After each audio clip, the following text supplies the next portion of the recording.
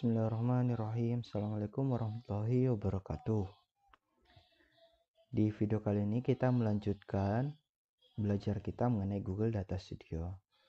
Nah, kita akan lihat dulu nih di sini ya, apa saja sih model-model atau jenis-jenis grafik visualisasi yang ada di Google Data Studio dan bagaimana kira-kira fungsinya masing-masing.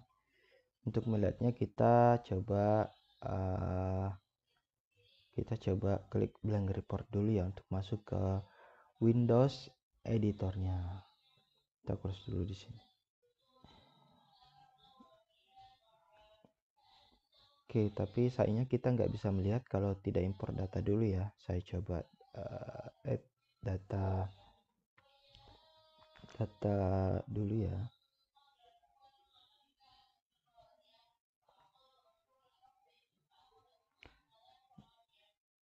Ini adalah data yang disiapkan oleh Google.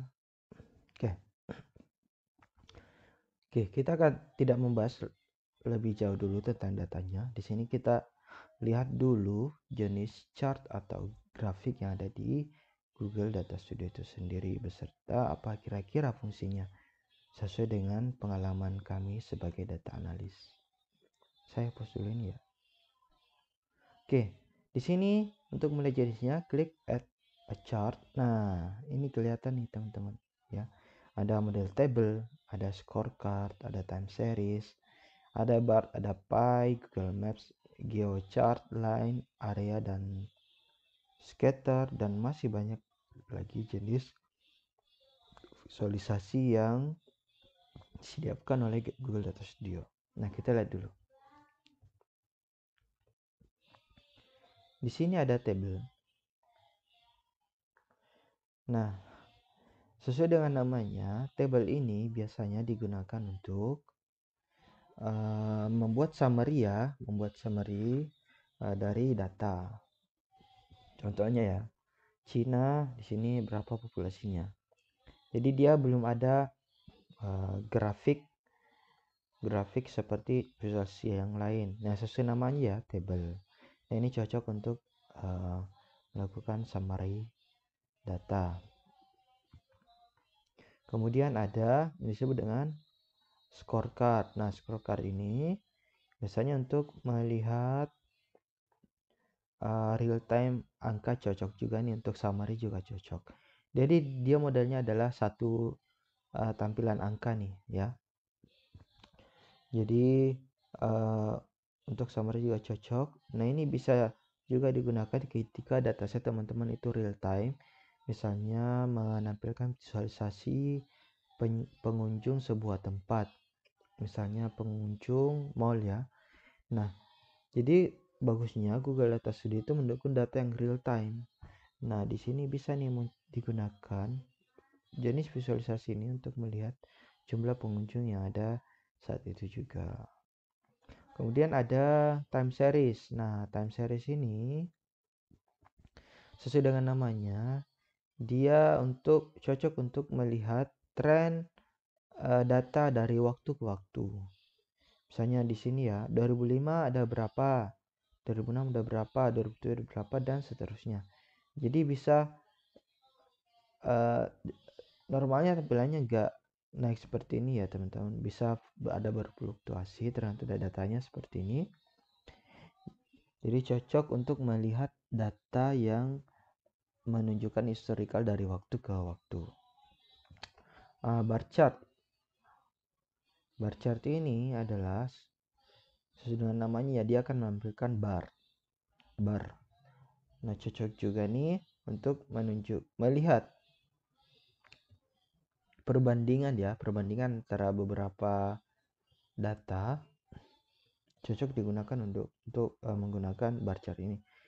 Coba kita lihat bedanya tadi ketika hanya menggunakan table. Ini kan sebenarnya agak susah ya untuk melihat mana negara dengan penduduk terbanyak. Ketika kita tampilkan dalam bar chart, hanya kita lihat barnya secara sekilas. Oh, bisa dilihat nih bahwa China ini paling tinggi barnya, berarti dia paling tinggi juga populasinya di situ.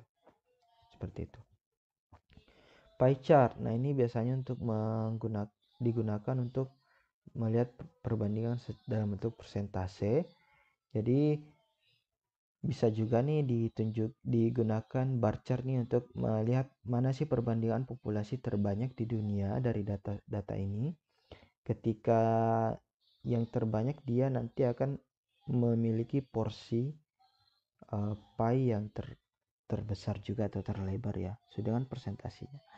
Nah, ini karena distribusi datanya kurang lebih rata-rata sama, jadi pie-nya agak dilihat ukurannya sama ya. Tapi sebenarnya kalau datanya berbeda, nah pie-nya juga bisa kelihatan berbeda ukurannya.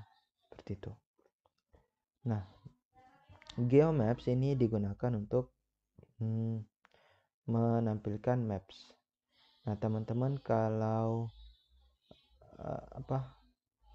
layarnya atau kanvasnya ini visualisasinya sudah nggak cukup, bisa menambahkan page ya, add page. Kita ke page yang lain. Nah, kita tambahkan tadi GeoMaps di sini. Nah, sesuai dengan namanya, GeoMaps itu akan menampilkan maps ya. Begini ya teman-teman. Oke. Selanjutnya ada combo chart. Ini biasanya kombinasi antara line chart dan bar chart untuk memudahkan kita melihat visualisasi bar chart. Melihat trennya, bisa juga digunakan combo chart ini untuk melihat tren bar chart itu sendiri. Ada area chart, ini kurang lebih sama ya dengan line chart atau bar chart, tapi dia menunjukkan areanya ya. Jadi areanya itu diberikan highlight atau warna. Scatter plot ini bisa digunakan untuk melihat sebaran data, mana data yang agak berbeda dari yang lain seperti ini ya. Ini tuh data yang berbeda dari yang lain ya. Di atas rata-rata lah. Kalau rata-rata negara lain populasinya ada di range ini ya, berarti ini sangat jomplang ini. China dan India itu agak jomplang ya populasinya. Jadi di atas rata-rata lah. Inilah enaknya menggunakan scatter plot. Bisa melihat distribusinya, mana yang normal dan mana yang tidak normal.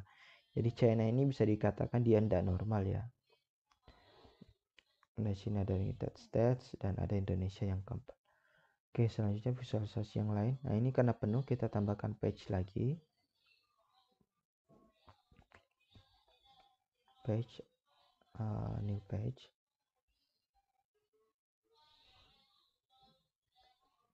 Chartnya apa yang belum nih?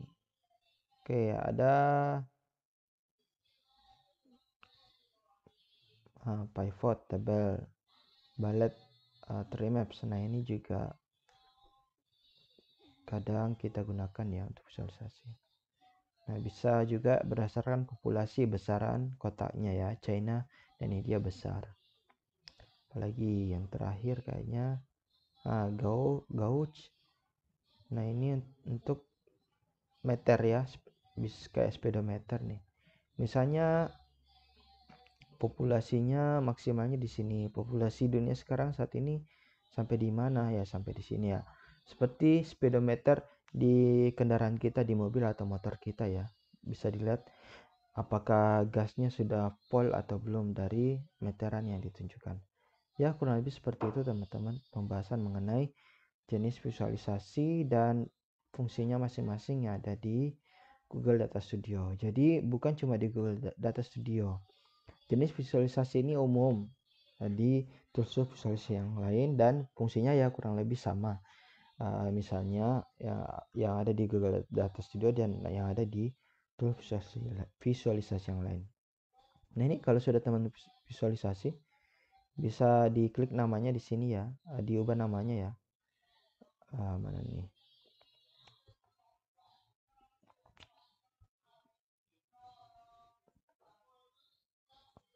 Atau kita view dulu deh, view.